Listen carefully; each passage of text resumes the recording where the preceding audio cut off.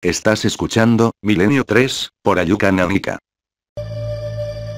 Buenas noches amigos, estamos en Cadena Ser Cáceres, en la Cadena Ser aquí en esta ciudad maravillosa y de verdad que es un auténtico placer.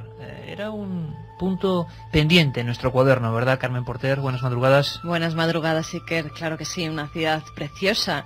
Además ya hemos dado buena cuenta de esas viandas que tienen por estas tierras realmente espectaculares, al igual que la ciudad. Se está haciendo un congreso importante del que también vamos a hablar. Han tenido la deferencia aquí los amigos cacereños en otorgarnos un programa al premio, voy a decir yo, madre mía, un premio al programa es lo adecuado, más creativo. Para nosotros es un honor, como siempre, ver la acogida de la gente.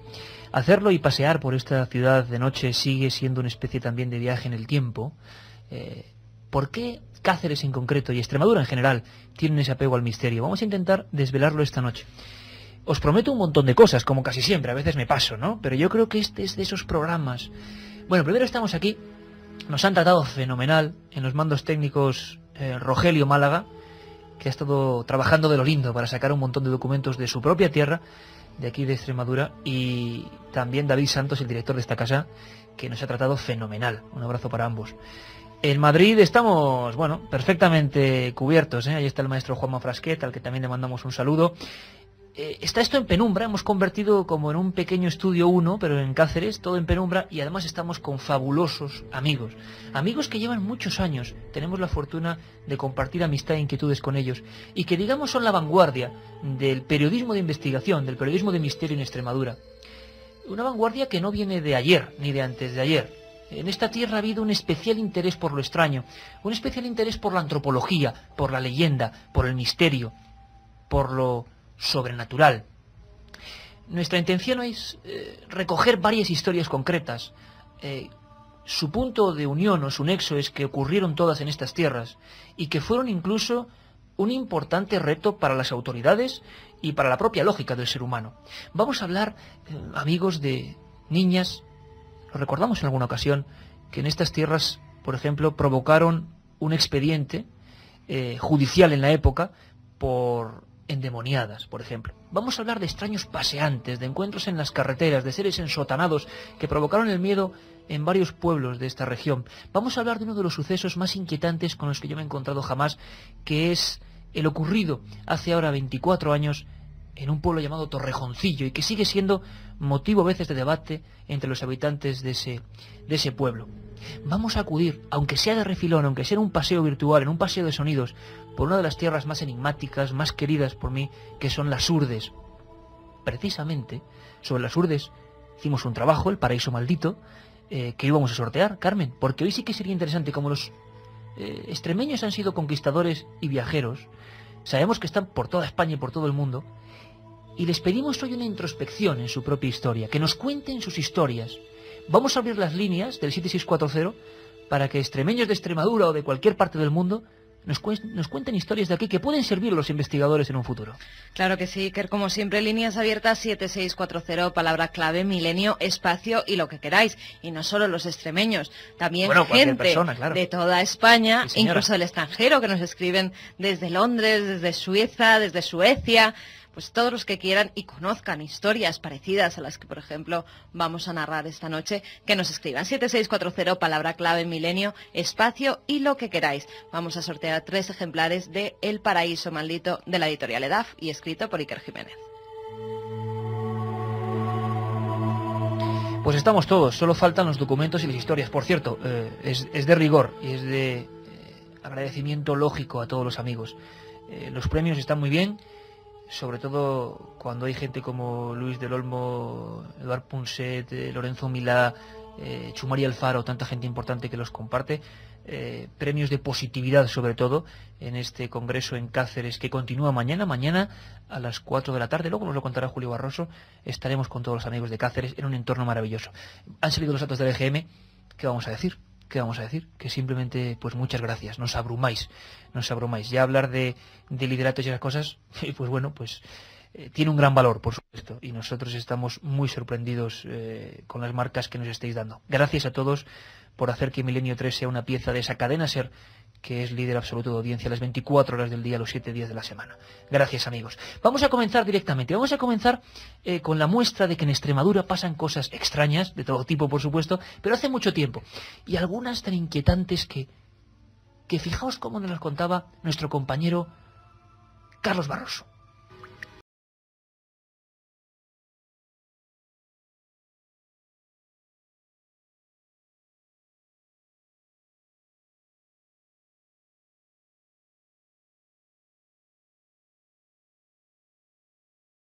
Judiciales, emparedados por Parece que hay algún pequeño problema técnico con la voz de Carlos Barroso. Carlos Barroso, de todas formas, hoy estaba un poco enfermillo, a lo mejor se nos ha quedado afónico y la voz se ha perdido por las ondas. Teníamos ahí un primer documento, creo que nuestro amigo Rogelio dice que ya está. Ahora vamos con ello.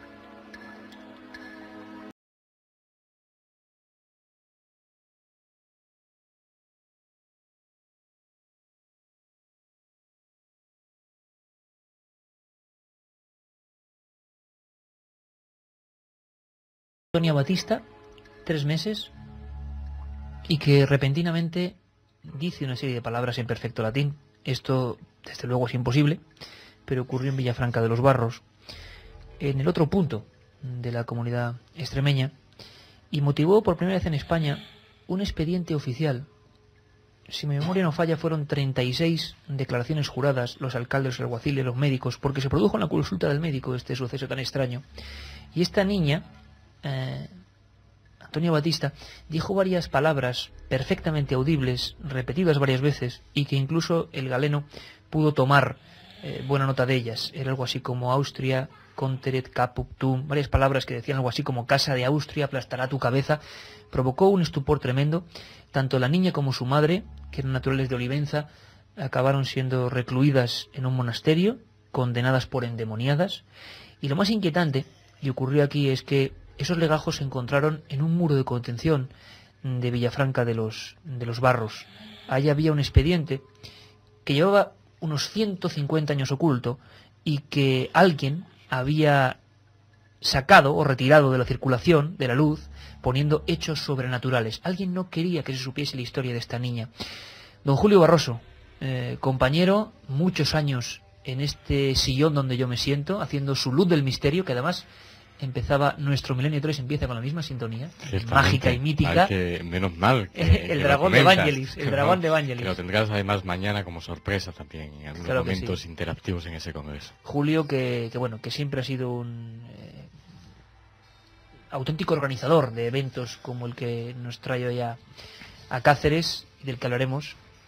¿Te suena esta historia, verdad, Julio? La historia de una niña con supuesta xenoglosia o glosolalia. Los elementos, no exactamente esa historia, pero sí los elementos que compone xenoglosia. No sé si lógicamente esa niña podía producir fenómenos lógicamente a su alrededor, a su entorno. No sé si Gonzalo también, lógicamente que lo presentarás al amigo Gonzalo Pérez Arró, tiene elementos también de juicio sobre ese contenido. Es que yo recuerdo que tú andabas ¿Por qué en Villafranca ocurrió una serie de fenómenos curiosos? Yo recuerdo que estuve detrás, lo que pasa es que no tuvimos muchos datos. Estuve yo con una señora que sí me comentó algunos datos. Que era la archivera que había encontrado milagrosamente, en plan película de Indiana Jones, pero esto pasaba a no muchos kilómetros de aquí ocurría. Imaginaos la escena, amigos, una humedad en un viejo archivo, claro, y en una ciudad como ha sido tan importante y sigue siendo Villafranca, y de repente se encuentran en ese carpetón donde vienen todas las declaraciones juradas, la condena a la niña y la descripción perfecta y pormenorizada de personas que no creían nada de fenómenos extraños, pero cómo esa niña se elevó, se quitó del regazo de su madre, se le inflamó la cara. Bueno, pero ¿por qué os lo estoy contando yo? Vamos a hacer todos esos pequeños homenajes a ese amigo que se ha ido y que lo sigo siempre diciendo, nos estará escuchando ahora mismo desde el Cosmos, Rafael Romingorance, que él se puso a leer hace casi ya un año ese expediente y lo hizo mejor que nadie. Esto es lo que contaba el expediente de la niña endemoniada de Villafranca de los Barros. En la villa de Villafranca, en 9 días de octubre, sus mercedes don Mateo Vaca Liria y Diego López Barragán, alcaldes ordinarios de esta villa, por su majestad, abren, por mandato de la reina gobernadora, en persona del licenciado José Beltrán de Arnedo, un pliego para la investigación del caso de una niña de 3 meses y medio, hija de padres portugueses estantes en esta villa, que habló inexplicablemente por el mes de septiembre pasado ciertas palabras latinas.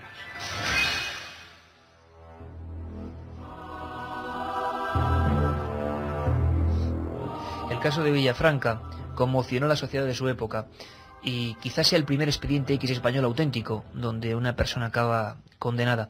Intentamos seguir su pista, estuvimos allí, fotografiamos esos expedientes, esos legajos que maravillaban a los archiveros de hoy en día, del siglo XXI. Es una historia increíble porque además esa niña, que desde luego no sería culpable de nada, acabó muriendo de una manera un tanto dramática. Seguimos la pista y no quedó ni una cruz de palo mísera en el lugar donde fue enterrada. ¿Qué ocurrió? ¿Qué le pasó? Iba todo esto porque vamos a hablar de niñas con misterio y niñas no tan alejadas en el tiempo. Vamos a hablar también de Mónica Nieto, una persona que fue investigada exhaustivamente aquí en Extremadura, en Cáceres en concreto, y que se llegó a bautizar como la Uri Geller española. Pero antes me gustaría saludar, casi lo presentaba nuestro compañero Julio Barroso, quizá al otro gran pilar de la investigación extremeña en estos últimos años, en la década. Es Gonzalo Pérez Arró, compañero también de Milenio 3, miles y miles de kilómetros surcando las carreteras de esta comunidad y siempre buscando el misterio, lo insólito, lo desconocido, un auténtico periodista de sucesos. Gonzalo, bienvenido, amigo. Hola, buenas noches y felicidades en primer lugar tanto a Carmen como a ti por el premio y a Julio por cómo le has presentado, porque es una de sus identidades, el gran organizador de eventos. Muchas gracias. Él organizando cosas, llevando a muchísima gente a los sitios para mostrar otras realidades y tú persiguiendo esas otras realidades. ¿Cómo os impactó la noticia? Allá por el año 87, me podéis corregir, se empieza a rumorear de que en Cáceres hay una persona muy especial, incluso por medios nacionales. Se llegó a hablar, Gonzalo, de una niña que era capaz de doblar metales, de una jovencita, y que empezó a ser estudiada científicamente, entre comillas, no lo sé hasta qué punto llegaron los estudios, pero fue una revolución aquí en Extremadura, ¿no? Sí, bueno, pues comenzó además la noticia, como todas las de entonces, porque yo creo que entonces, cuando una noticia saltaba a la prensa, verdaderamente tenía importancia. Como te digo, con una gran investigación a cargo de Rafael Rivera, enseguida se vio, porque además lo hizo, yo creo que una investigación seria y con mucho rigor, muchos controles, y además ante notario en algunos casos, y rápidamente yo creo que comenzó la historia con una encuesta o algo así que hizo en un colegio, ¿no? Y ahí ya detectó pues que el índice de poder o de algún tipo de energía de esta chica denotaba algo importante. Luego ya vinieron las pruebas, y pruebas ante científicos y ante notario, y ese es el valor que tiene. Además, valor importante en unos días en los que no son habituales los casos con pruebas. ¿Cómo era Mónica y qué hacía? Bueno, Mónica es una persona muy muy especial. Lo que tengo que comentar, añadir, es que en esa época, en el 87, había un fenómeno extraño de ebullición de muchos grupos aquí en Extremadura. Y además había una pasión tremenda que ahí se surgieron... ¿Hablas en pasado? En pasado, en el año porque estaba recordando además aquí, cuando tú estabas hablando de la trayectoria de Extremadura, en el año 78, aquí había un montón de grupos que se inicia, por ejemplo, el grupo Éxtasis, de donde yo parto, lógicamente gente apasionada por la investigación. El CEPE, el Centro de Estudios, también lo recordará Gonzalo. Muchos grupos, mucha ebullición y de investigación. Y el CEPE además estaba apasionado por hacer una cosa, que era hacer encuestas, lo típico de las cartas CENE de investigación en los colegios, para poder determinar quién podía... pues para que no nos entienda, Julio, porque mucha gente, las cartas CENE, esas cartas con varios dibujos, una estrella, una onda, con las que supuestamente se intentan hacer aciertos y fallos. Era muy curioso, era muy curioso. El tipo de telepatía de algunas Incluso personas, supuestamente. Recordar al desaparecido Juan Carlos Hernández Cárrica, que era, yo lo conocí, una gran amistad. Él construyó aparatos, era un gran electrónico, para la utilización e investigación de este tipo de fenómenos extrasensoriales. ¿Qué llegó a hacer Mónica? Para que la gente, aunque hablaremos en un futuro también, pero ¿qué llegó a demostrar?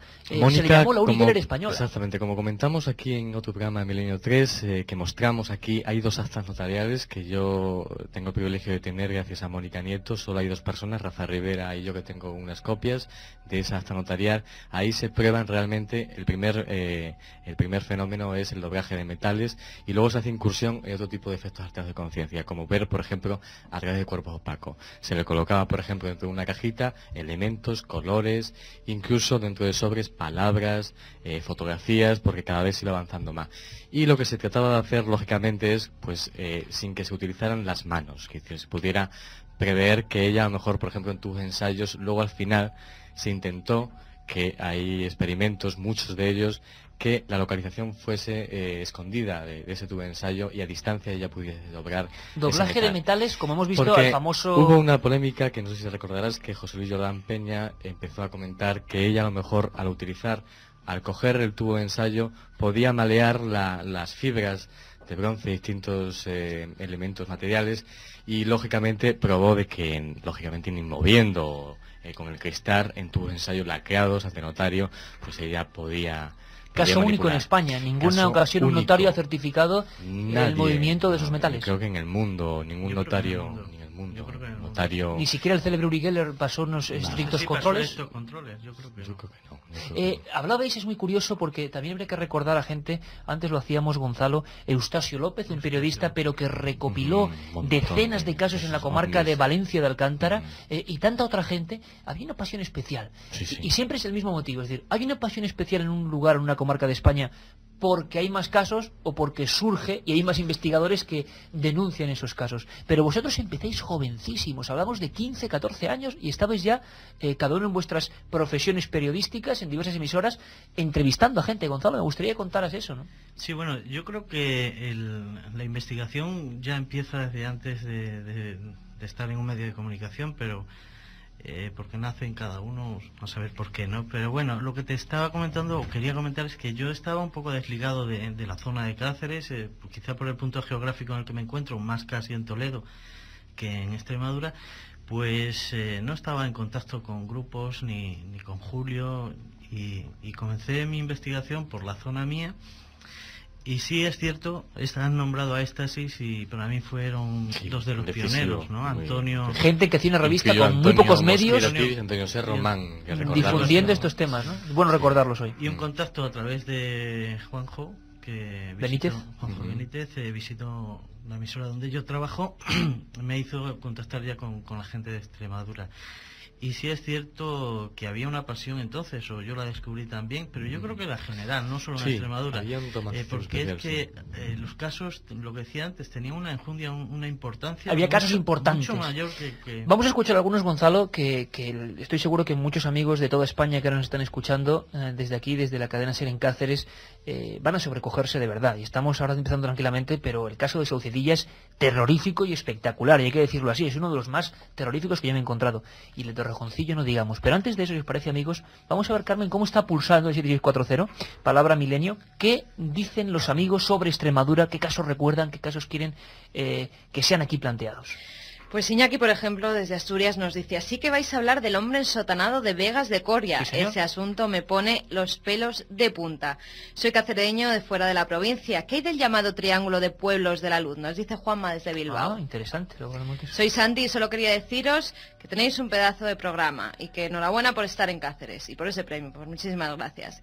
Me sorprendió encontrar una noche en la parte antigua de Cáceres la calle de la Amargura. Era bastante tétrica. ¿Procede de allí el famoso dicho? Bueno, Cáceres, claro, no os voy a dar tiempo a hablar de muchas cosas, pero Cáceres tiene hasta museos con supuestos espectros. Por favor, hablar de las urdes y del niño pequeño que se aparece en las carreteras, nos dice Juan Antonio desde Málaga.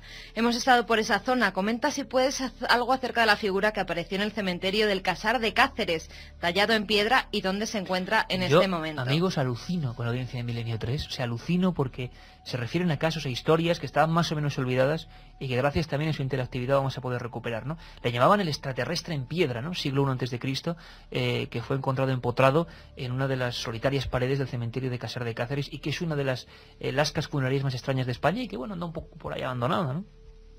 Rosa y Xavi desde Manresa nos dicen, ¿existió relación con las luces aparecidas en las urdes y la aparición de la Virgen de Fátima? Carmen, eso podríamos contarlo, porque hay una serie de fechas que coinciden entre la aparición de Fátima y las urdes. Pero las urdes no vamos a ir dentro de unos minutos. Ahora quiero que me acompañéis en este viaje, amigos, todos los que estamos aquí en esta pequeña gran nave del misterio, porque si hay un caso extremeño con el que vamos a abrir fuego, espectacular, tremendo, extraño, que motivó un sinfín de investigaciones de la Guardia Civil, es lo que ocurre en Torrejoncillo, un 6 de agosto del año 80. Carmen, hagamos una ficha mínima para que la gente comprenda qué es lo que pasó allí, porque nunca hemos hablado en Milenio de este caso. El 6 de agosto de 1980 se produjo uno de los casos más impresionantes de las tierras cacereñas. Una familia de cabreros que se hallaba en la finca Cuatro Cuartos estuvo a punto de morir abrasada a causa de un extraño objeto volante. Los testigos observaron como una especie de cono de fuego iba hacia la vivienda. Cuando estuvo enfrente de esta, el objeto se dividió en dos y rodeó la finca por ambos lados. Ya en la parte trasera, a unos 10 metros, las dos partes volvieron a unirse y aquello siguió arrasando todo lo que encontraba a su paso. El calor emitido por el ingenio hizo que animales, enseres y todo tipo de materiales aparecieran abrasados por una extraña energía calórica. La Guardia Civil y diversos geólogos intervinieron y analizaron los platos y botellas que, debido al calor emitido por el objeto, habían quedado vitrificados. Los expertos calcularon que en Torrejoncillo aquel ingenio, sea lo que fuere, emitió un calor de unos 2000 grados centígrados. Pues bueno, vamos a escuchar, fue un viaje inolvidable, ¿verdad, Julio? Siguiendo esta historia. Tenemos una hora para escuchar documentos, casos, historias. Primer apunte, vamos con Torrejoncillo, una familia de cabreros encabezada por Benito Salgado, esto no lo olvidaré jamás, abren en plena hora de la siesta, 3 de la tarde, plena dehesa, agosto, Cáceres, abren el ventanuco de la choza donde se refugian y creen que viene el fin del mundo, eso no lo olvidaré nunca, un triángulo perfectamente cortado, no una bola de fuego ni una especie de cosa estirada, un triángulo con lados perfectamente delimitables, está avanzando y haciendo que las piedras salgan del suelo carbonizadas. ¿Qué estaba ocurriendo? Estábamos allí en Torrejoncillo, inspeccionando la zona. Esto ocurrió en el año 80. Volvíamos después casi de 17 años. Escuchamos a Benito Salgado. Y ruido, me levanto, me asomo por una ventana, la veremos allí. Si yo me asomo por la ventana, mira qué cosa más rara hay allí, mira.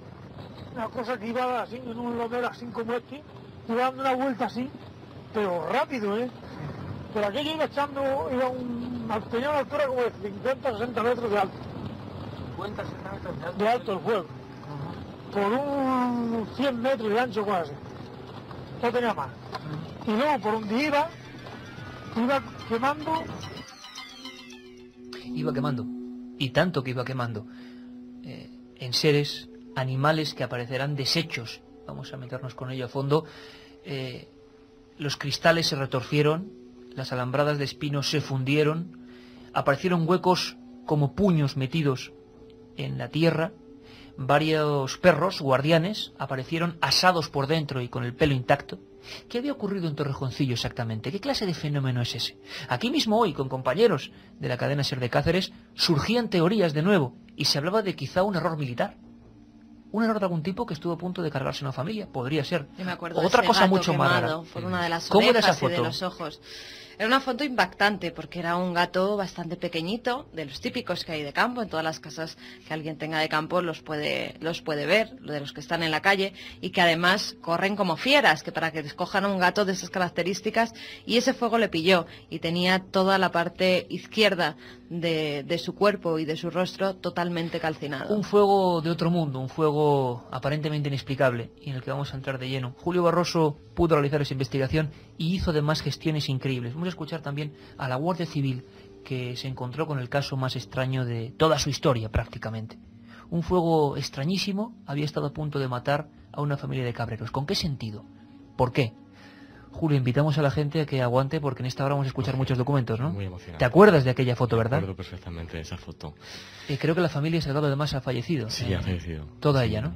Ahora además que estamos haciendo una incursión en ese tipo de datos para un periódico regional. Hay datos que seguramente descubriremos nuevos y será apasionante ahora en la próxima hora descubrirlos. ¿Tú estás empezando ahora una investigación? Sí, vamos junto con otros compañeros de un medio regional, el Diario Extremadura, que ellos están interesados en descubrir esa Extremadura mágica y, lógicamente, volverla a redescubrir. Pues en Milenio 3, amigos, os esperan dos historias. Una Torrejoncillo, que ocurrió ese 6 de agosto del año 80. Ahí estuvimos con Julio Barroso. Y otra no menos espectacular. ¿Qué clase de figura ensotanada y extraña se paseaba por las calles de Saucedilla, Cáceres, muy cerquita de la central nuclear de Almaraz, desgraciadamente tan en boga en los últimos tiempos, a nivel de difusión? Una figura que parecía un sacerdote, que flotaba, que se apareció gente con nombres y apellidos, gente que vamos a escuchar. Os esperamos, Milenio 3, una hora de investigación en Extremadura, y queremos vuestra opinión, 7640, una hora de misterios de aquí. La otra realidad. Milenio 3. En la SER. Cuando la realidad supera la ficción. ¿Qué pasó la noche del 12 de noviembre de 1976? La noche del miedo. Unos hechos ocultos por las autoridades militares durante más de 25 años. Descúbrelos en la nueva obra de Iker Jiménez. ¿Has pasado auténtico miedo alguna vez?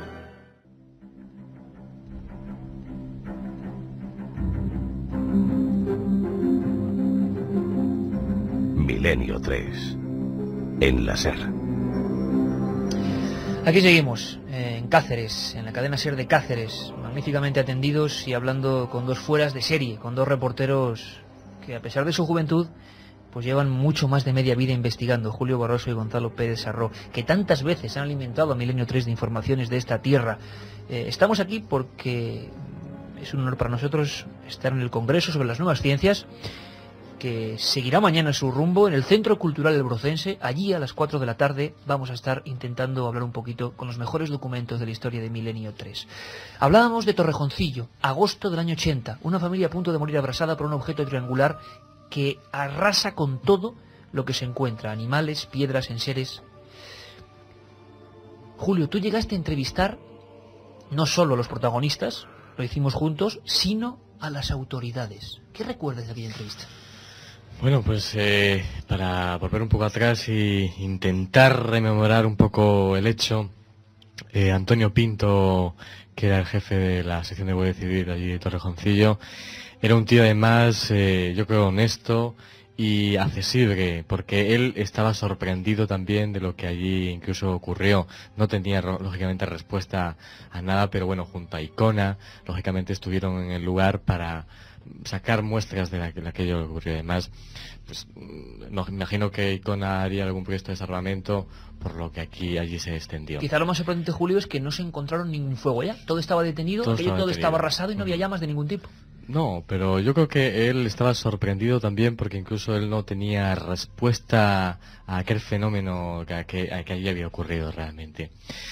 Recordar el momento aquel, él también además anecdóticamente, como tú bien sabes, en las fotografías que salieron, que yo le hice, bueno, que nos hicieron compañeros, yo estaba entrevistándole, él pedía lógicamente por miedo, como siempre el cuerpo de la Guardia Civil es bastante receptivo, que no saliera pues con su traje de Guardia Civil. Pero sí, lo importante es que declaró su testimonio, que era importante apostar por ese caso y que un cuerpo como la Guardia Civil decidiera que realmente aquello era extraño. Hubo una especie de toma, de estado casi de excepción. Los vecinos querían saber qué había ocurrido porque aquella familia, los Salgado, los tres montaron en una vieja Bultaco, creo que todavía estaba allí, pudieron huir porque veían que el triángulo se les echaba encima de la casa. Pudieron huir y bajar a Torrejoncillo, provocándose un pánico tremendo. La vecindad sube de nuevo y se encuentran con la Guardia Civil acordonando la zona. Una Guardia Civil que no he visto un incendio así en su vida. Lo que se encuentran son decenas de animales muertos. Si no recuerdo mal, se censaron 1.603 conejos bajo tierra, calcinados bajo tierra.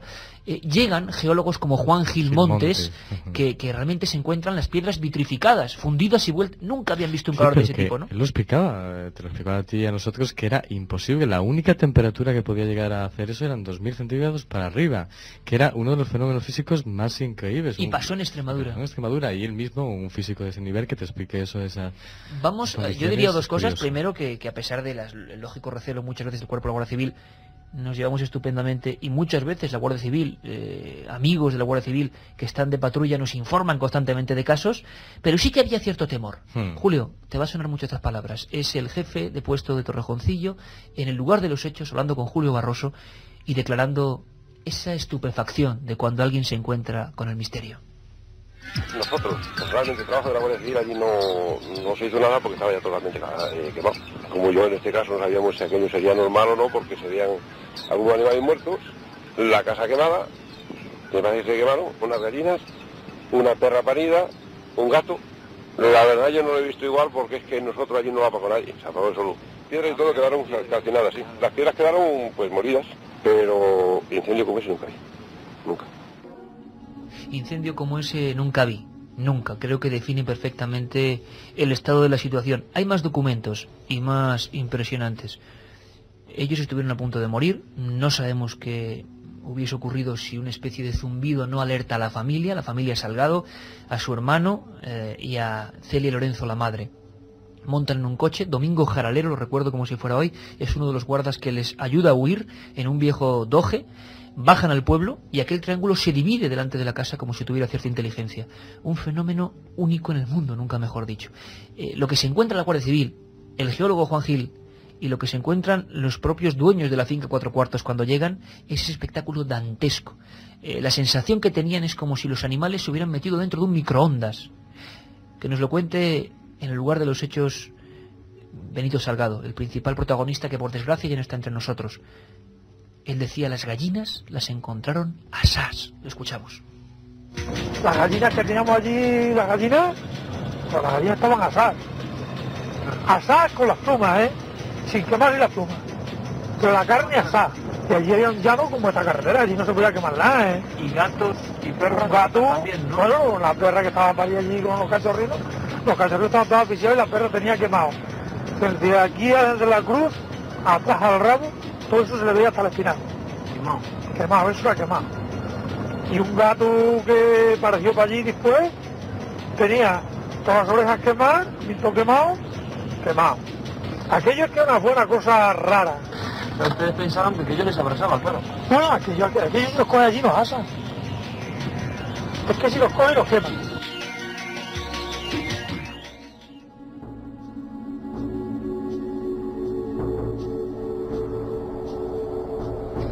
Torrejoncillo, agosto del año 70. Un expediente que sigue desde luego sin poder tener un veredicto importante. Lo que no se olvida es la cara, la sensación de aquella gente cuando nos preguntaba, a la vera de nuestro vehículo, Julio, te acordarás, si es una frase que yo no me olvidaré en mi vida. Alguna vez, decía Benito Salgado, junto al ventanuco que todavía seguía con llamaradas de fuego o marcas de fuego, alguna vez antes de irme a la tumba sabré yo por qué a nosotros y por qué en este lugar. Y desgraciadamente nadie le puede responder, ¿no? Es curioso, ahora estaba acordando yo de un dato que tú tendrás más fresco seguramente, el interés que había demandado también aquella cuestión, que hasta la NASA, creo recordar que estuvo dos allí, inspectores. Los inspectores de la NASA. ¿Tú seguiste o querías seguir un poco quién habían sido esos dos inspectores? No sé si llegaste a descubrir. No se llegó a saber. Eternas personas que se hacen pasar de la NASA, que pueden ser cualquier otra cosa, que recogieron muestras. Algunas llegaron a Radio Nacional en Coria, algunos trozos de cristal fundido. Pedro Yerpes. Exactamente, corresponsal de Coria, y gente que llegaba allí, y las crónicas de Radio Nacional en Coria en aquella época eran: un paraje de Torrejoncillo llamado Cuatro Cuartos tiene un aspecto lunar, no parece la Tierra. Esa mirada, Gonzalo, esa mirada de la sensación de impotencia ante el misterio, esa gente que nunca veremos en televisión haciendo el imbécil, contando historias delirantes, lo sufre, y tú lo has visto en Extremadura. Hay testigos que sufren porque saben que no van a ser comprendidos, ¿no?, cuando lo cuenten. Eso queda para nosotros, ¿verdad? Y además es que me has adivinado el pensamiento. Me estaba acordando del caso de Escurial, precisamente. Yo, a la persona... Además, recientísimo. Sí, esa es la persona a la que más amargura he visto en su rostro después de haber visto a aquel ser pequeñito entre medias de su cultivo de tomates. Yo, la cara de los testigos se queda para uno. Quizá no lo puedes trasladar con palabras nunca, ni cuando escribes, ni cuando haces un programa de radio. Sí, señor. Pero sin duda es la esencia del misterio reflejada en los ojos. Es la esencia del misterio reflejada en los ojos. Buena frase, Gonzalo, porque es la que muchas veces vemos repetida y que nunca podrá ser equiparada, y uno se siente triste cuando se maltrata el misterio en los medios de comunicación muchas veces, porque esa gente lo tiene que pasar doblemente mal. Bueno, amigos, escucháis unos mínimos consejos para una buena lectura ya en estas Navidades, y volvemos con unos documentos que ahora sí os pido que, si estáis en la cama, de viaje, en el coche, donde sea, os abriguéis, porque viene una historia que nos marcó a los que estamos aquí. Le llamaron Fantasma de Saucedilla. La otra realidad. Milenio 3. En la cadena SER.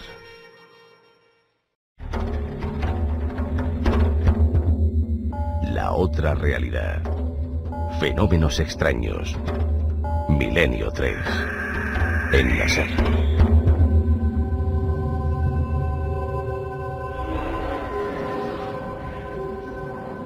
Decía yo leer antes los libros de edad, pero bueno, un chupito de Brugal a veces no viene mal, ¿no? No viene mal para... no sé si lo están haciendo los oyentes. 7640, sorteamos esos 3 libros que escribí sobre las Urdes, el paraíso maldito, dedicado a esa región tan maltratada, pero tan maravillosa.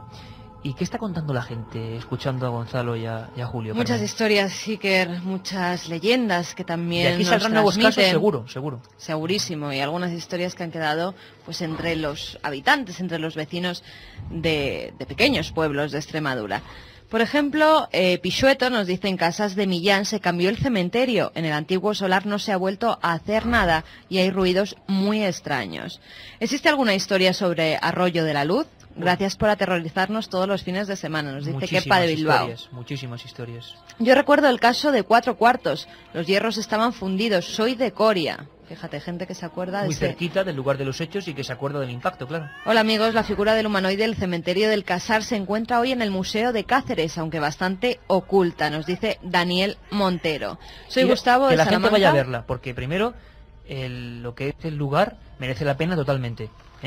Ante todo la cultura, la ciencia y la arqueología, pero que también tengan una especial previsión con el tema del asunto, de observar una figura muy extraña que no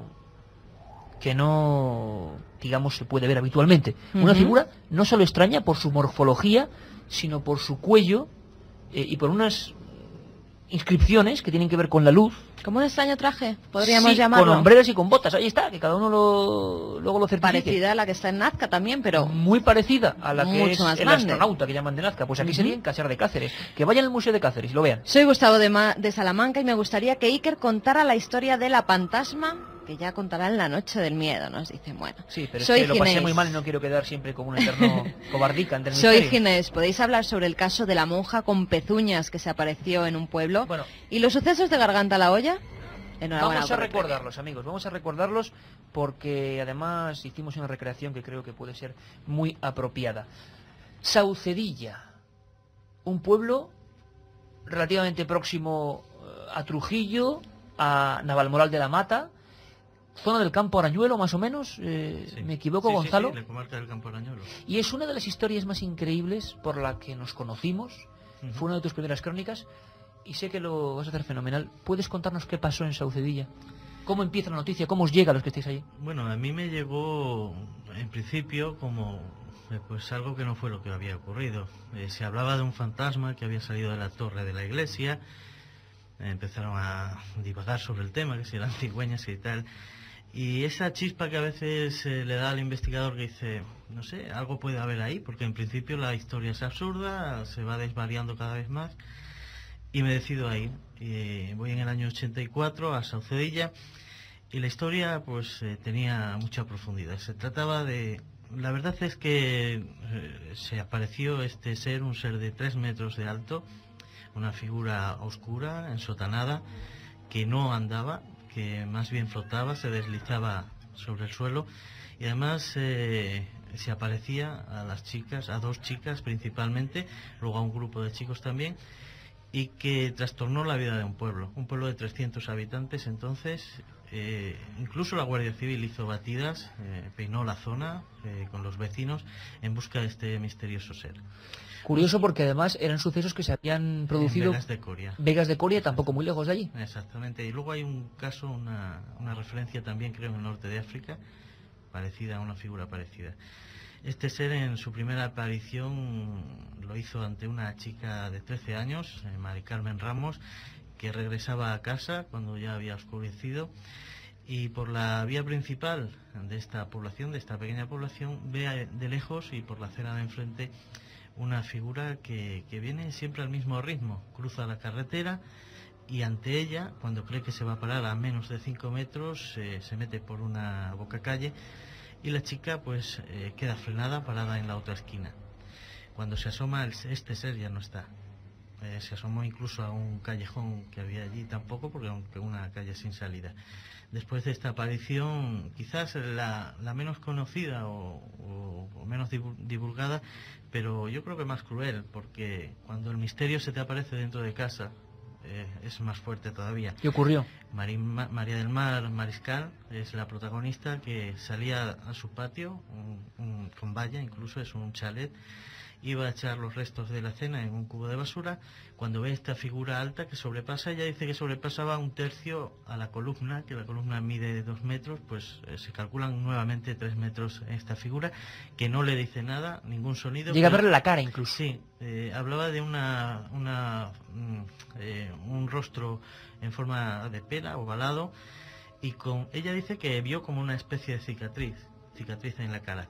Y sí le hace un gesto con una mano, sin flexionar el brazo, pero haciéndola gestos de que se acercara. De que se acercase esa figura que estaba dentro del perímetro, del jardín. Dentro de la cancela de su jardín. Esto llega a provocar un estado de pánico, claro, y la familia saliendo, si no recuerdo mal, con un cuchillo. Con un cuchillo, pero la figura ya no estaba allí.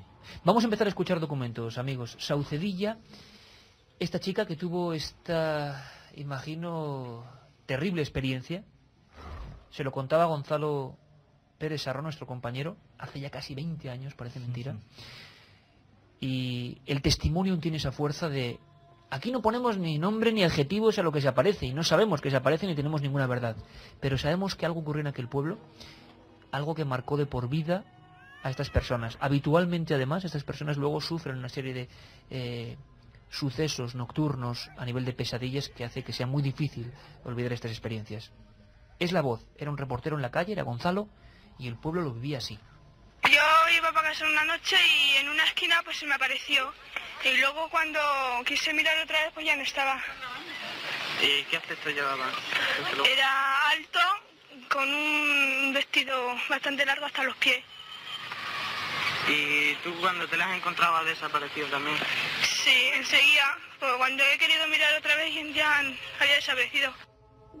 Había desaparecido. Este es el testimonio concretamente de la persona que quizá lo tiene más cerca. Los sucesos se engloban en una zona, si no me equivoco, Gonzalo, que era la avenida de González Amézqueta, a las afueras de Saucedilla, un pueblo donde jamás había ocurrido nada extraño, un pueblo donde quien cuente una cosa de este tipo se la juega, no gana nada, ¿no? Exactamente. Además es que una historia tan absurda, porque no la encasillaban en ninguna de las fenomenologías. Para ellos, bueno, pues el fantasma, se le puso ese nombre, pero es cierto que durante fechas anteriores había habido muchos avistamientos ovni, no hablo de uno ni dos, y además en un tramo de carretera yo he llegado a contar un tramo de 200 metros, 3 avistamientos de distinto tipo y por distintas personas.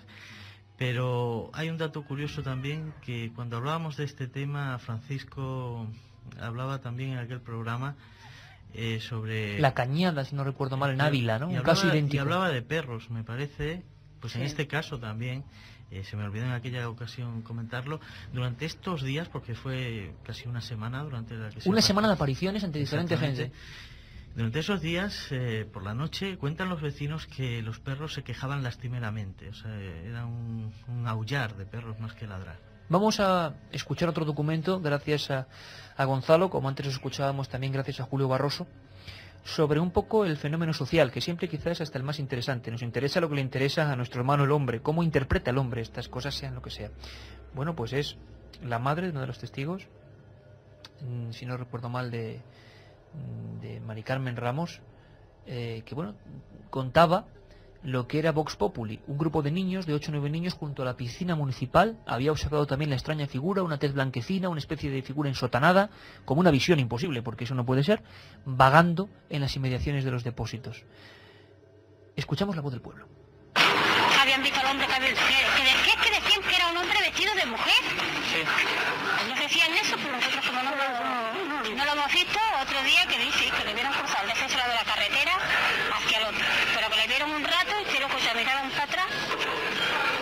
¿Qué hacía cuando lo vio? No, él dice que era lo mismo que si fuera un hombre vestido de mujer, pero que era muy alto. Muy alto sí, pero que llevaba un vestido largo hasta los pies. Y que le vio un buen rato así por la carretera, pero que luego miraron para atrás y ya no vieron a nadie. Documentos, Julio, me mirabas fijamente porque es una sensación que yo te he encontrado otras veces, ¿no? Sí, estaba recordando caso, me imagino que en España hay, imagino que habrá varios o más de uno. Yo recuerdo uno de Manuel Sánchez Iglesia, me lo contaba él y previamente su madre Rosa Iglesia, era vigilante de seguridad. Él salía de Malpartida muchas noches hacia la carretera de Cáceres. ¿De Cáceres? De Cáceres, exactamente. Y él se veía una especie de monje negro, oscuro, que le atravesó la carretera.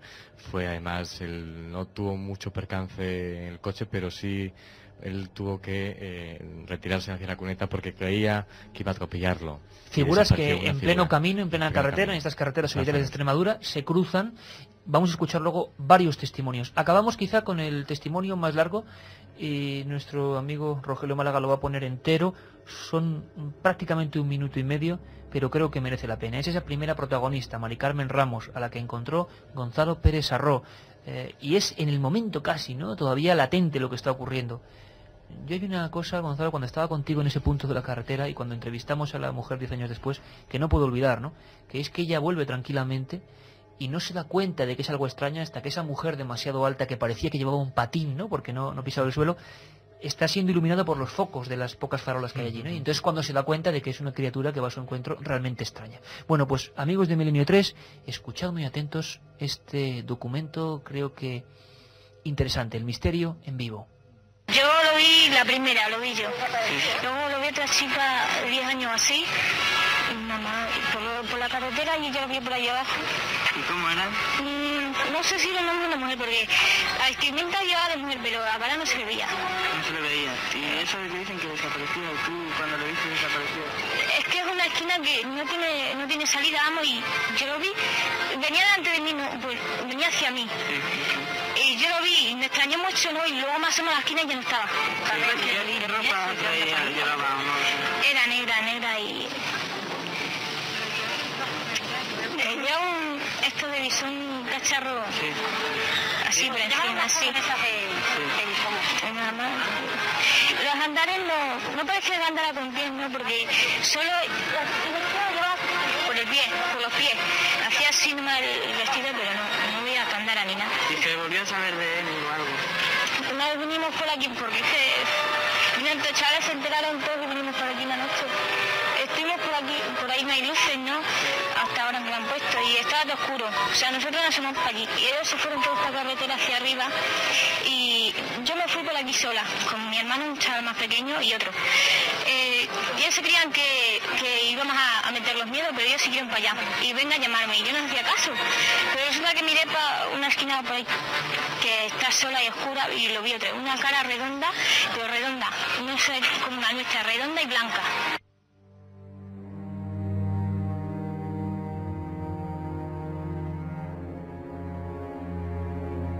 Milenio 3. Preguntan muchos amigos, harían falta 5 o 6 programas, amigos, para simplemente sondear las historias de Extremadura, pero hay una constante que es la leyenda. Primero hay una de la Serrana de la Vera, que es preciosa, que luego nos contará Carmen, Y en la comarca de la Vera, y concretamente en Garganta la Olla, ¿habéis escuchado alguna vez la historia de José Pancho Campo, que acabó sus días, pero muy mal, ¿no, Gonzalo? Es una historia escalofriante. A mí me recuerda mucho casos también de las Urdes. Y bueno, pues es yo creo que ya la representación más cruel de lo maligno. De lo malo, sí. De lo malo. Julio, tú como extraño también has escuchado esa historia, y en esa comarca en concreto, ¿no? Sí, pero no la he seguido mucho, no tengo muchos datos que contar, pero sí, me parece que en esa época fue bastante escalofriante, sobre todo los medios la trataron con mucho morbo. Hablamos de la posguerra, hablamos de una época muy dura en España, en Extremadura y en toda esta parte de Europa después de trágicos sucesos. Y me gustaría que escucharais muy atentamente, por favor, desde aquí, desde Cáceres, a oscuras casi, en este estudio, y que nos metamos en el pellejo de esta historia que el equipo maravilloso de producción de la cadena SER, con un guión que hice intentando recordar y dramatizar y recrear lo que pudo ser esta historia, y que en toda España vivamos un misterio que sigue estando presente en el viejo cementerio de Garganta la Olla. Sigue estando la foto de ese hombre, José Pancho Campo, que murió de miedo. ¿Por qué? Vamos a descubrirlo, ¿os parece? Vamos allá.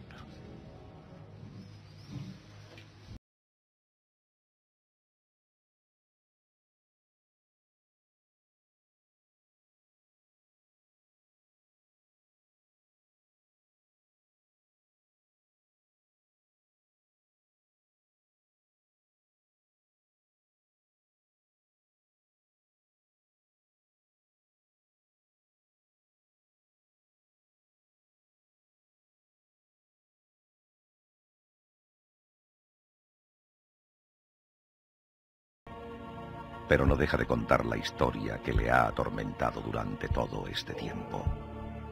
Vi al demonio, padre. Vino a por mí aquella noche. Y ahora lo noto cerca. In nomine Pater, Filii y Espíritu Santo. No siga con aquella historia, José. No se atormente más. Ya le dije que fue una alucinación, una fantasía. El demonio. Alma de Dios, si hace 2 años no me hubiese contado esto bajo secreto de confesión, le hubiese enviado al manicomio. Lleva desde entonces en este lecho. Debe superarlo, José. Usted sabe como yo que era él. Y ahora lo vuelvo a notar cerca. Higinia, haga el favor de llamar otra vez a don Cándido. Esto ya es el delirio de la agonía. No hay nada que hacer. El suceso que cambió la vida de aquel hombre ocurrió en noviembre de 1947. Un mes frío y lleno de incertidumbres. Iba a buscar castañas para dar de comer a su familia. Se había internado en la oscuridad del monte haciendo caso omiso de Pedro Rojas, otro campesino que, muy asustado, le aseguró haber visto la noche anterior una especie de figura que flotaba a unos palmos del suelo y que más tarde tendría fatales consecuencias para él. Hasta me reí del difunto Rojas. Y eso nunca me lo perdonaré. Ya sabe cómo murió, con aquellos dolores, como yo. Hacía mucho frío en la sierra, padre. Soplaba el viento. Yo me metí en la choza de la piedra. Ese fue mi pecado. José, no recuerde más. Encendí la lumbre junto a la pared. Y noté que desde fuera algo se acercaba. Alguien se había parado en la puerta. Alguien perdido en el monte. Ahora solo tienes que rezar, hijo. Era una mano, una garra de alimaña. Y yo grité: ¿Quién va? Me lamenté de no llevar la escopeta a mi lado. ¿Quién va? Dije, para que vieran que allí dentro había un hombre sin miedo. Va a acabar loco. Por el amor de Dios. Dios. Fue entonces cuando en el exterior de la choza se escuchó una voz. Un lamento largo que parecía de mujer. Tengo frío. Tengo frío. Apiádese de este pobre peregrino. Parecía una mujer perdida en la tormenta. Era alguien que pedía ayuda en mitad de la sierra. Pero yo sentí que era algo maligno. ¡Ábrame! ¡Ábrame! ¡Ábrame! Era muy baja, toda enlutada. Dio 2 pasos y se quedó frente a mí. Noté que se me doblaban las rodillas. No le veía la cara. Estaba tapada por aquel capuchón de monja. No se agachó ante la cruz de la pared. Yo me volví al fuego. Y entonces vino hacia mí. ¿Es que no me conoces? Mírame. Mírame, José.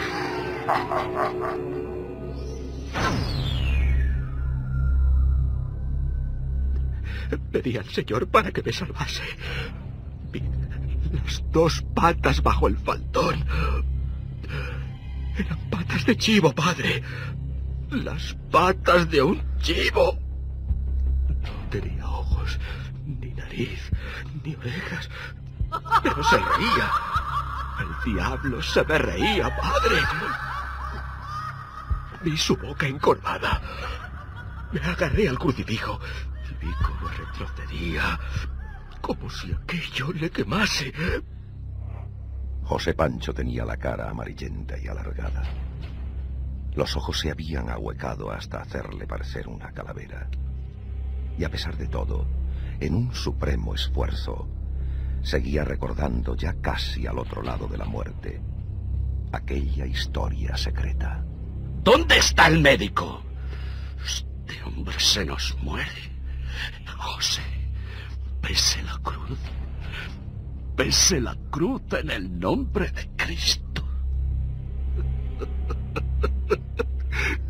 No la veo, padre. Quiero luz. Protéjame con la cruz. Démela. Démela, padre. Agárrala fuerte, hijo. Padre nuestro que estás en los cielos, santificado sea tu nombre.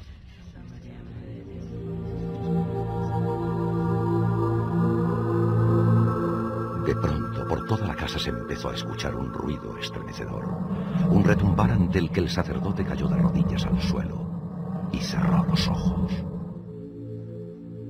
Ya no hay salvación para mí. No las oye, padre. Son las pisadas. Ya está llegando. ¿No lo oye? No. No se oye nada, hijo. Tranquilo. Ponte la cruz en el pecho. Está aquí. Está aquí.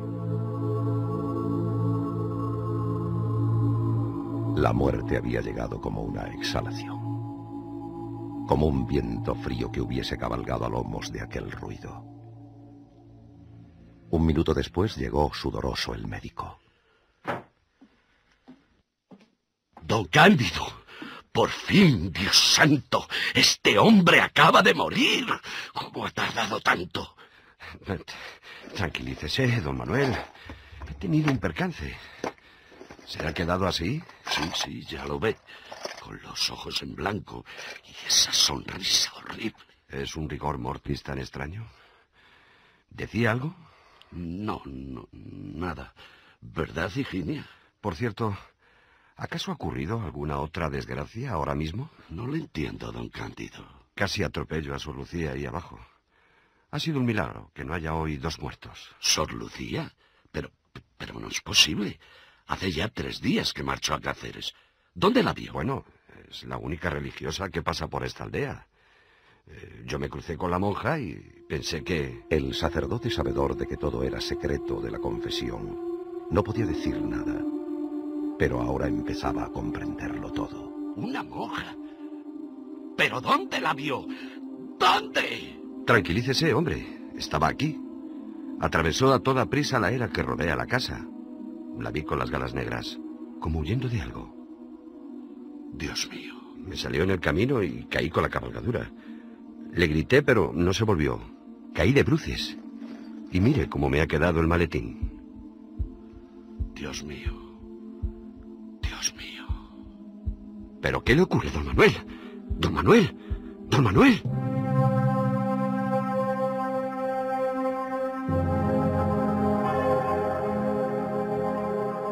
Don Manuel ahora no tenía las manos en la cruz. Se las apretaba contra el pecho. Su cara había empalidecido al instante. Sabía que iba a ser la tercera víctima de aquel secreto, de aquellas visitas diabólicas. Tenía la certeza de que en apenas unas horas compartiría aquellas tumbas en el viejo cementerio, junto a los sepulcros de Pedro Rojas y José Pancho.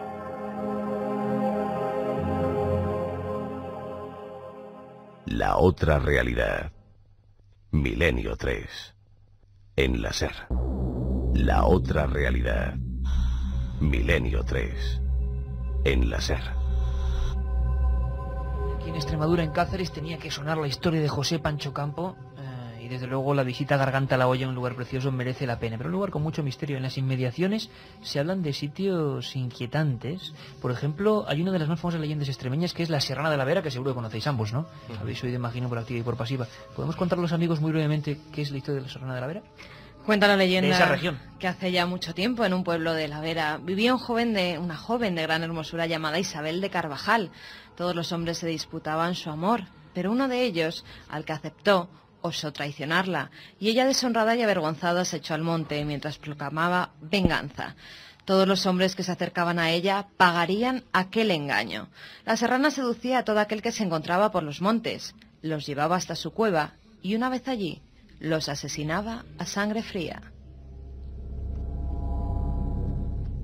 Los enterraba en el campo y encima de las tumbas colocaba una cruz.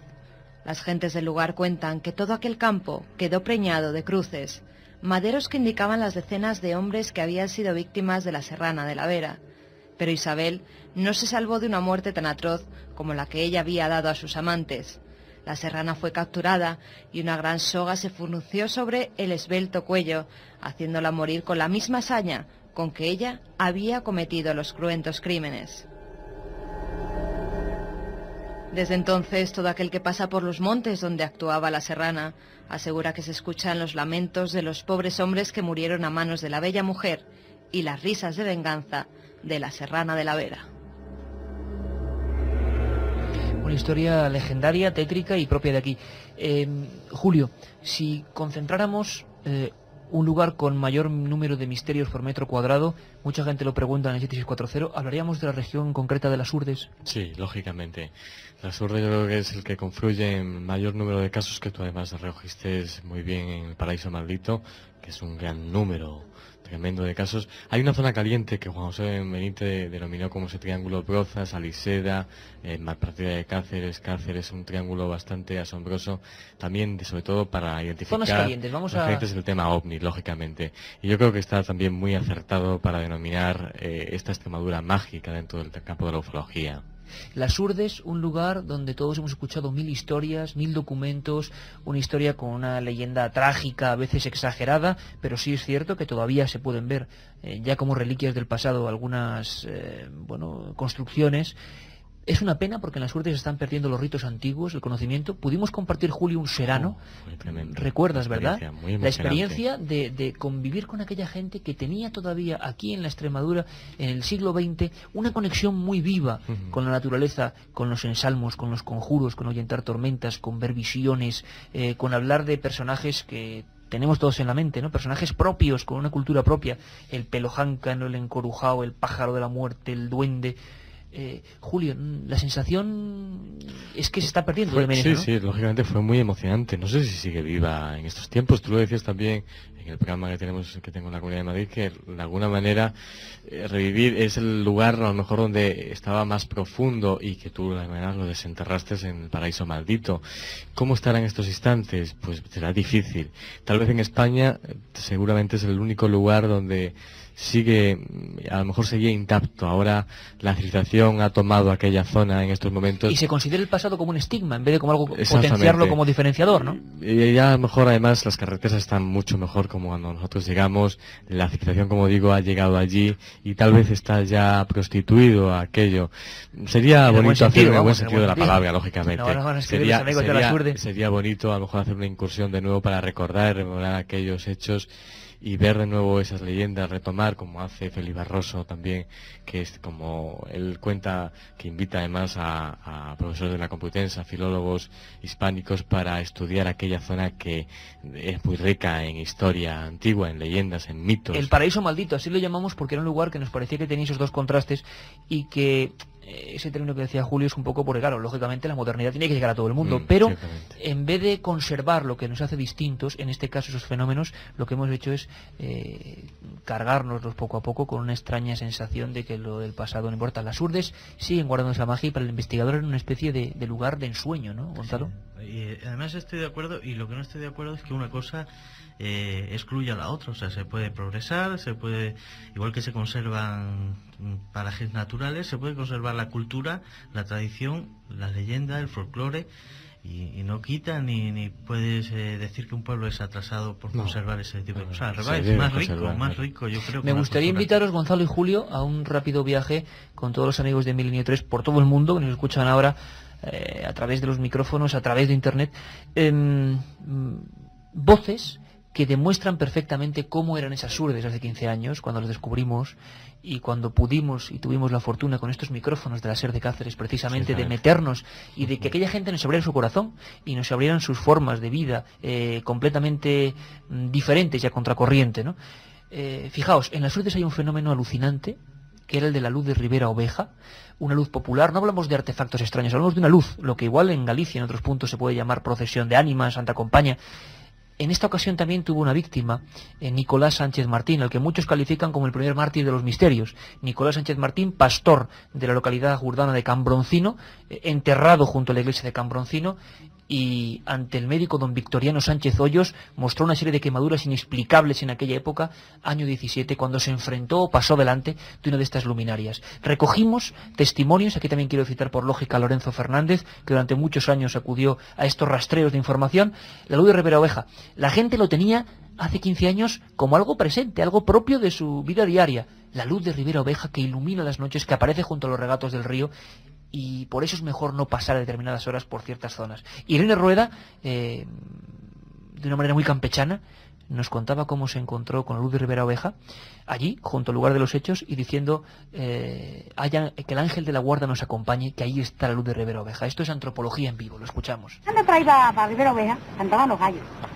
Y si viene el Ribera Oveja para allá, por aquel alto, para que llegando un olivar que hay antes de llegar a dar la vuelta para llegar de vista para Muela, para el puerto. Al puerto. Sí, mi hermana tita dice, mira Irene, ¿qué luz hay allí en el río? En aquella máquina que tenía mi abuelo. Y digo, ay, boba. Esos eran los que andan ahí con el pasto que tienen. No, pero yo no me acordaba de cosas malas. Y dice ella, no, mírala, ya está en el agua. Digo, ¿qué va? Eso son jurias que tienen los pescadores. Yo a mí traje... A tu manera. Mira, te lo juro, por Dios que tengo por el mundo, ¿eh? Dice, mira por dónde va. Se ha levantado a esta altura, sí. Una cosa parecida a una escoba de esa de palma. Vaya. Estrechita de abajo y ancha de arriba. Pero que se veía dónde iba todo el agua y todo el monte y todo el cascabel del río. He dicho, ay, Dios mío, bendito. Y digo, el ángel de la guarda nos acompañe, que esa es la luz de Oveja. La luz de Oveja, allí estaba como un fenómeno que puede ser legendario, pero que asustaba a las gentes y modificaba sus conductas.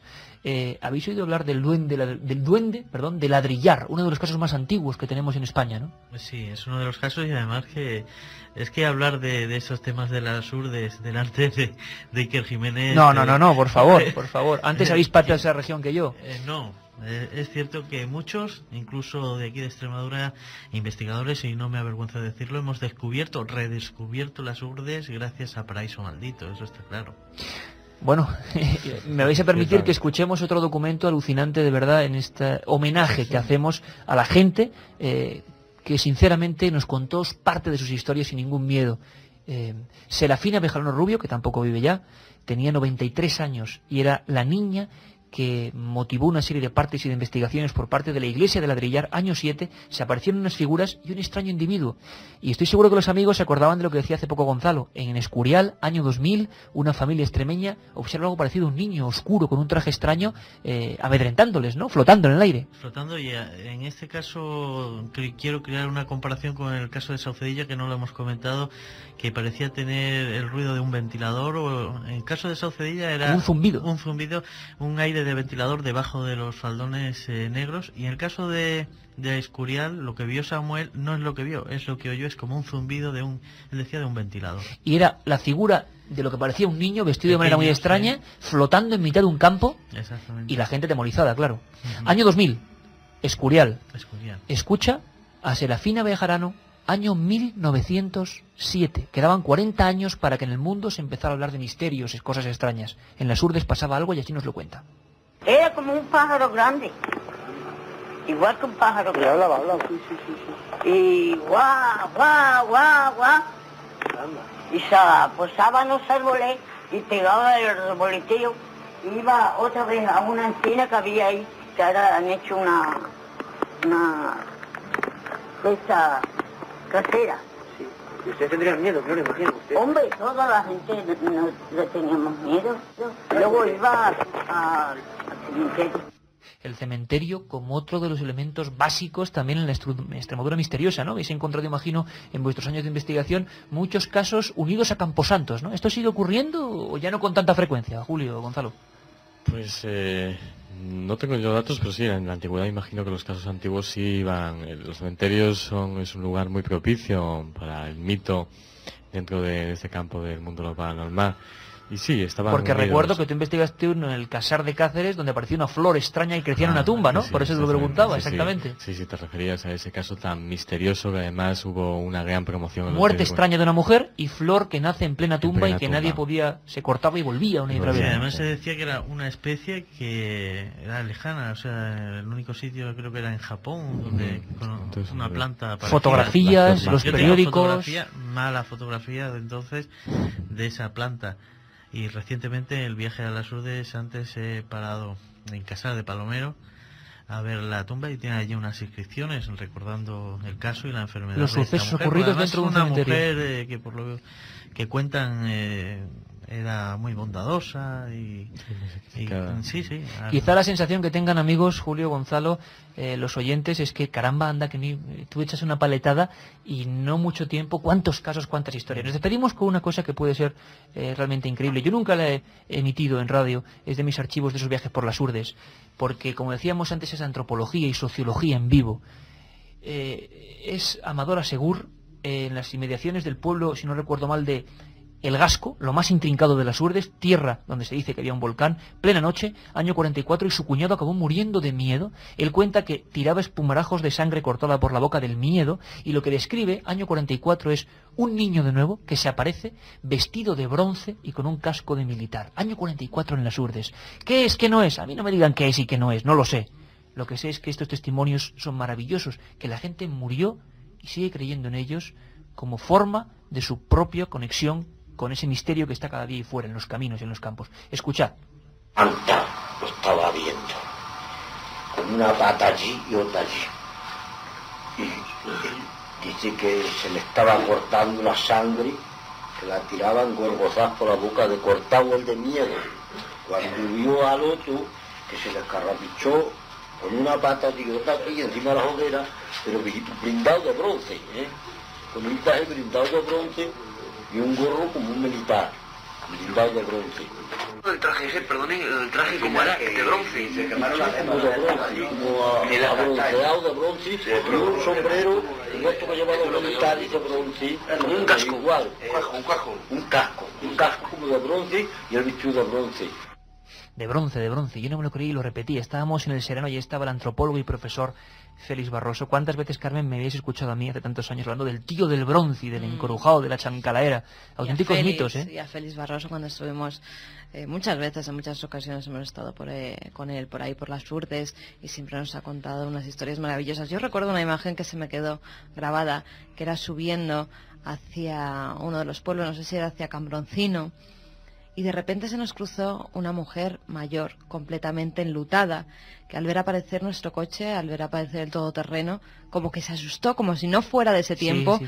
Y se fue por las rocas bajando. Una imagen que se me quedó grabada y que nos llevaba a la historia antigua de las Lourdes. Maravillosa. A la historia Lo tradicional. Que esperamos, Carmen, es hacer este programa de la cadena SER de Milenio 3 en las Lourdes, y por supuesto con vosotros como invitados, porque será un placer reivindicar la antropología pura y dura. Antes de los ganadores y de lo que han comentado los amigos 7640, sí me gustaría, Julio, antes de despedirnos, porque queremos animarte en tu labor, es el Congreso sobre las Nuevas Ciencias, Centro Cultural Elborcense. Mañana estaremos ahí, pero estará mucha más gente. Está hoy Luis del Olmo, ¿no? Don Luis del Olmo. Chumari Alfaro, Baltasar Magro, Joaquín Araujo, Iker Jiménez, Alde Luca. Al final de esa fila, porque vamos. Y estará también gente que dirá, que he visto los foros de Iker Jiménez que se preguntaban, ¿qué hace Andy Luca? ¿Qué hace Jace o Luis del Olmo en un congreso de esta semana? Pues intenta ¿qué hacemos, Julio? ¿Qué hacemos? Que nos has liado. Intenta ser como este programa, intenta mostrar una cara que no es marginal a estos temas, que mucha gente está interesada por estas cuestiones, lógicamente. Esto no mañana en el Centro Cultural Elborcense, que es un lugar de ensueño, y estaremos por la tarde. Ahí me has puesto a la hora de la siesta, ¿verdad? 16 horas, pero seguro que... Me conoces y sabes que soy un somnífero ideal, para ¿no, que se echen un buen sueño, los que vayan. Vamos con los ganadores. Soy camionero, voy por Villafranca de los Barros y no paro ni de casualidad, nos decía uno de los mensajes. Blas de Yecla, cada vez que leo la historia de José Pancho me da escalofríos. En Coria apareció hace aproximadamente 16 años una cara al estilo de Belmez sobre la pared exterior de un convento que fue tapada y olvidada, nos decía Juan Antonio. Hola amigos, me llamo Saúl y mi padre me cuenta la historia de las apariciones de una mujer que se ahogó en un pozo cerca de Mérida con varios testigos. Muy curioso. Vamos, si quieres, tipo, con los tres ganadores de ese paraíso maldito. Uno es para Dolores, que nos dice: soy una extremeña afincada en Madrid. La historia del Pancho la he oído contar de generación en generación. Felipe, ¿es cierto que a la niña endemoniada además se le dibujaron unas letras en su cuerpo? No, según sabemos no. Eso puede ser incorporación. Eso fue otro de los casos. Robin Mannheim, ¿no? Efectivamente. El que originó la historia del exorcismo. Olga, mi familia es de Cáceres y siempre me han fascinado las historias que allí se cuentan, pero ¿son leyenda o realidad? Aquí, en el fondo, lo que hacemos es exponer unos hechos. Y yo os puedo decir hoy una cosa muy especial. Gracias a David Santos, director de la cadena SER en Cáceres. Gracias a Rogelio Málaga, compañero hoy en los mandos técnicos. Gracias, por supuesto, como siempre, a nuestro capitán, en particular Juanma Frasquet, controlando todo desde Madrid. Porque esta tierra la queremos mucho, sinceramente, la queremos mucho. Son muchos kilómetros, muchas correrías. Y yo os digo una cosa, que muchas veces, Gonzalo y Julio, mucha gente me pregunta, bueno, ¿qué hay que hacer para investigar, para meterse? Y yo siempre hablo y me refiero a los investigadores locales que realmente sufren y lo viven, y el ejemplo sois vosotros, Gonzalo y Julio. Para mí es un orgullo hacer este programa con vosotros y creo que vuestra labor, aparte de impagable, es la que hace que esto siga vivo, así que yo os animo a que durante muchos años estemos haciendo este tipo de cosas y lo celebremos aquí. La emoción nos hace seguir el camino, lógicamente. Gonzalo Pérez Sarró y Julio Barroso, un placer, amigos. Igualmente. Mañana, Congreso sobre las Nuevas Ciencias, Centro Cultural Elborcense, y será un placer estar con todos. Volveremos con muchos más casos, amigos. Gracias, Gonzalo. Gracias, Julio. Gracias. Un abrazo. Milenio 3, con Iker Jiménez, en la cadena SER. Volveremos con muchos más casos, amigos. Gracias, Gonzalo. Gracias, Julio. Gracias. Un abrazo. Milenio 3, con Iker Jiménez, en la cadena SER.